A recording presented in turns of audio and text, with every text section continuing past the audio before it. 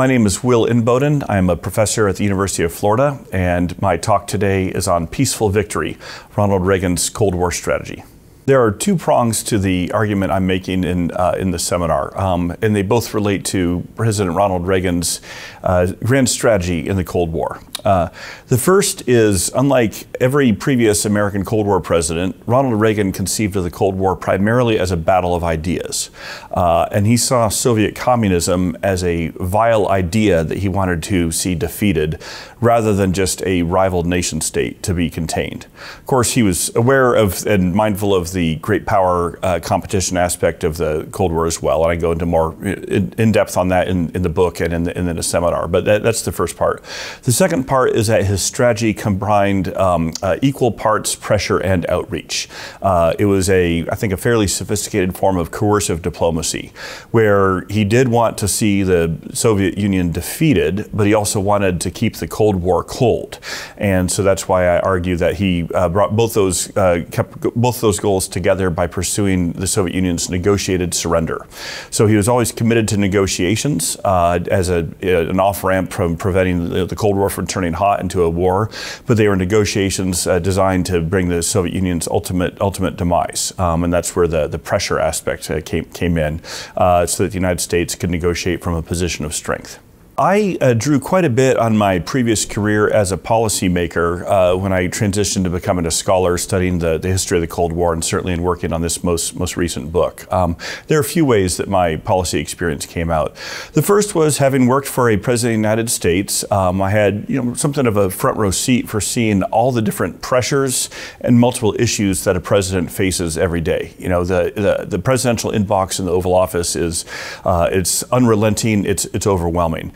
And so, working on Cold War strategies, I've studied different Cold War presidents, most recently Ronald Reagan. I was able to be mindful of, even as this president was working on designing his Cold War policies and implementing them, he had the cascade of so many other issues that he was having to deal with and manage, often which were shaping the options or possibilities that he could undertake with his Cold War policy. Another aspect of my policy experience is it gave me firsthand exposure to bureaucratic infighting, to policy fiefdoms, to the politics aspect of national security policy, which again is an inescapable reality. And so, having seen how that worked during my time as a policymaker, that gave me some clues for what to look for in doing research on the Cold War, and understanding that just as the presidential administration that I worked in had its share of rifts and bureaucratic feuds and fiefdoms, so did just about without exception, every other presidential administration. The final thing I'll say is that my time as a policymaker did give me, more positively, an appreciation for the role of human relationships. That it's not just about what's your bureaucratic title or the agency or department you maybe work in or the issues you work on, but who are your friends, who are your rivals. How do those play into your view of policy options? Certainly the role of personal relationships with our foreign counterparts, with the president's relationship with other heads of state and heads of government. Same with the Secretary of State's relationship with foreign ministers, Secretary of Defense relationship with defense ministers, and so on. So I think scholars often don't fully appreciate the centrality of those interpersonal relationships to the craft of designing strategy and implementing policy. I can give a couple of examples of how Reagan's relationships with allied leaders really steered the direction that he wanted to go in policy and created some new, some new possibilities. The first would be his very close relationship with Prime Minister Yasuhiro Nakasone of Japan. So he was one of Reagan's 2 or 3 closest friends and partners while in office. Reagan often said that the U.S.-Japan relationship was the most important bilateral relationship in the world. And during the 1980s, even though Japan was a treaty ally, a defense partner of the United States, most Americans also saw Japan as an economic rival.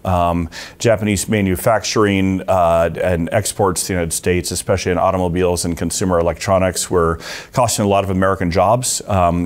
And a lot of ordinary American workers essentially wanted a trade war with Japan, and most members of Congress did as well. And so all of Reagan's political incentives were to have a much more punitive economic policy towards Japan.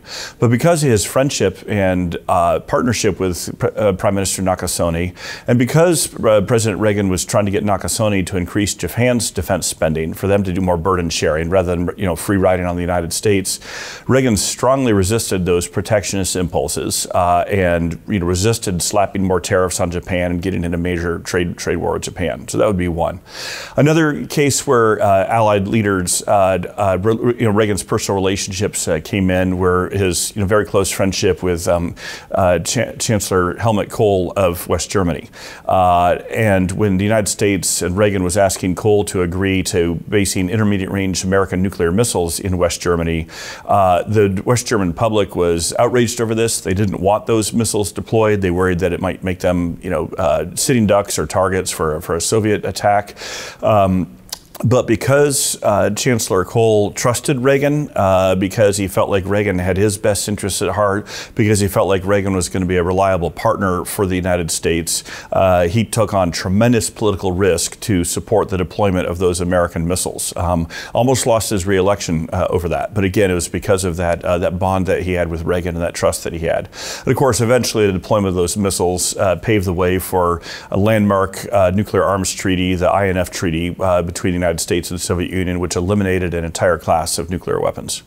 So Reagan's "we win, they lose" statement as his kind of simplified theory of the case in the Cold War is very iconic. I think it certainly made sense at the time when he was trying to take American Cold War policy in a more assertive direction and sketch out new arts of the possible. And I think there are still some insights that we can take from that for today, primarily in our great power competition with China. It's not a perfect analogy. This will probably be a long-term competition.